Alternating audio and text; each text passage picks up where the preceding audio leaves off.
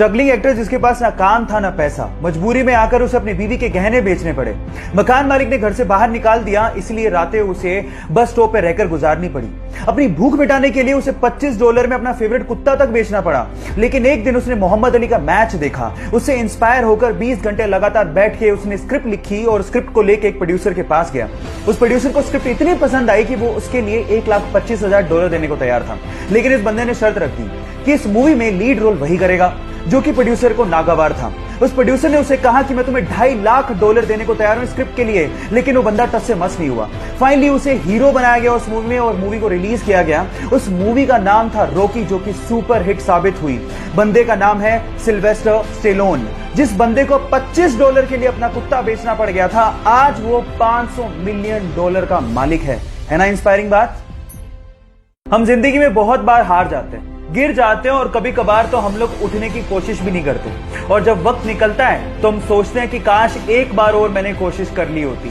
इस केस में क्या करें, मैं आपको बताता हूं। ऊपर एक वीडियो चल रहा है, 3 साल का एक छोटा सा बच्चा है जो कि एक स्केटर है और उसके मन में कोई डर का, गिरने का भाव ही नहीं है। वो सिर्फ एक ही बात सोच रहा है, मैं स्केटिंग करते हुए गिरूंगा, फिर से उठूंगा और फिर से कोशिश करूंगा, क्योंकि मुझे इस काम में मजा आता है। तो बच्चे बन जाओ, गिरने से डरो मत, फिर से उठो, क्योंकि जिंदगी इसी का नाम है। सन 1954 में 92 यात्रियों के साथ एक फ्लाइट जर्मनी से ब्राजील की तरफ उड़ान भरती है। 18 घंटे का यह सफर था, लेकिन महीनों निकल गए, वो फ्लाइट कभी लैंड ही नहीं हुई। लोगों ने मान लिया था कि नीला आसमान उस फ्लाइट को निगल चुका है। फाइलें बंद, सेंटियागो की फ्लाइट्स पूरी तरह से बंद कर दी गई। लेकिन उसके बाद जो हुआ आप लोगों को सुनना चाहिए। ठीक 35 साल बाद सन 1989 में वही फ्लाइट ब्राजील के एयरपोर्ट पे लैंड करती है। वहां की अथॉरिटीज ने पायलट से कांटेक्ट करने की कोशिश करी, लेकिन कोई जवाब ही नहीं मिला। उसके बाद वो लोग फ्लाइट पे चढ़े, लेकिन जो उन्होंने देखा वो हैरान कर देने वाला था। सिर्फ उन लोगों के कंकाल कुर्सी की पेटियों के साथ बंधे हुए थे। जब वो कॉकपिट की तरफ भागे तो पायलट के भी कंकाल ही बंधे हुए थे। अब सवाल यह है कि अगर पायलट के कंकाल ही बंधे हुए थे तो फ्लाइट लैंड कैसे हुआ?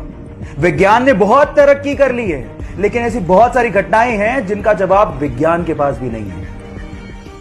बचपन से उसके पापा उसे म्यूजिक कॉन्सर्ट में लेके जाया करते थे, जिसकी वजह से म्यूजिक में उसका इंटरेस्ट बढ़ चुका था। अब वो सिंगर बनना चाहता था, लेकिन प्रॉब्लम ये थी कि वो बचपन से ही हकलाता था, जिसकी वजह से स्कूल के सारे बच्चे उसे चिढ़ाया करते थे। एक दिन उसके पापा ने उसे एमएनएम का सीडी लाके दिया, जिसे प्ले करने के बाद वो हैरान रह गया कि कोई बंदा इतना तेज कैसे गा सकता है।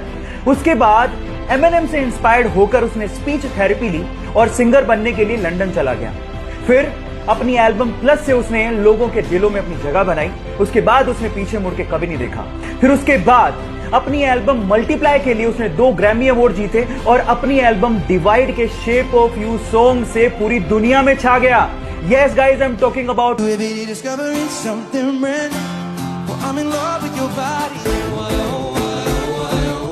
गाइज, वो तो इंस्पायर होके वर्ल्ड फेमस हो गया।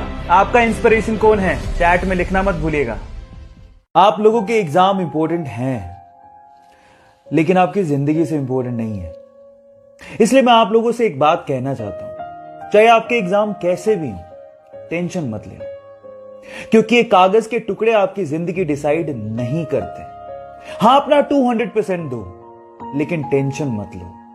और एक बात मैं आपके पेरेंट्स से भी कहना चाहता हूं, आप लोगों ने अपने बच्चे को 90% लाओगे तो ये दूंगा, 95% लाओगे तो ये दूंगा, ये कहा होगा। सही है, गलत नहीं है, लेकिन उसे ये भी कहो कि अगर नहीं आते या तू फेल हो जाता है तो भी मैं तेरे साथ खड़ा रहूंगा। आपके बच्चे आपका गर्व हैं, उनका साथ दो, क्योंकि एक दिन वो आपका नाम जरूर रोशन करेंगे। पंजाब के बठिंडा के एक छोटे से गांव से निकला हुआ यह लड़का, जो अपनी गायकी से उस्ताद नुसरत फतेह अली खान साहब की याद दिलाता है, रातों रात इंडियन आइडल 11 का खिताब जीत के सुपरस्टार बन गया। लेकिन यह सफर उसके लिए इतना आसान नहीं था। बचपन में ही ऐसे में पिताजी की मृत्यु हो गई। अपनी मां को और घर को सहारा देने के लिए उसे बूट पॉलिश तक करना पड़ा। बिना तालीम के उस्ताद नुसरत फतेह अली खान साहब के गाने सुन सुनकर उसने गायकी सीखी और उसके बाद उसने इंडियन आइडल में पार्टिसिपेट किया। लेकिन ये लाइमलाइट में तब आया जब आनंद महिंद्रा ने उसके एक वीडियो को ट्विटर पे शेयर किया। फिर उसके बाद उस बंदे ने पीछे मुड़ के कभी नहीं देखा और फाइनली इंडियन आइडल का खिताब अपने नाम कर लिया और अपनी मां का सपना भी पूरा किया। तो इस बंदे के लिए एक हार्ट तो बनता है। जब वो अपनी पहली सोलो मूवी रिलीज रॉकी का इंतजार कर रहा था तो उसके 3 दिन पहले उसकी मां का देहांत हो गया। वो अपनी मां से बहुत ज्यादा प्यार करता था। इस गम को भुलाने के लिए उसने ड्रग्स का सहारा लेना शुरू कर दिया, लेकिन ड्रग की लत ने उसे मार दिया। 2 साल तक ड्रग की लत को छुड़ाने के लिए वो यूएस रहा, लेकिन उसके बाद जब उसने कमबैक किया तो खलनायक जैसी मूवी में अपनी एक्टिंग का लोहा मनवा दिया। लेकिन प्रॉब्लम्स यही खत्म नहीं हुई। 1993 के बम धमाकों में अवैध हथियार रखने के चक्कर में उसे जेल भेज दिया गया। लेकिन फिर से जब रिहा हुआ तो वास्तव जैसी मूवी में फिल्म फेयर अवार्ड जीते और उसके बाद मुन्ना भाई जैसी मूवी में राष्ट्रीय पुरस्कार तक जीते। लेकिन प्रॉब्लम्स यही खत्म नहीं हुई।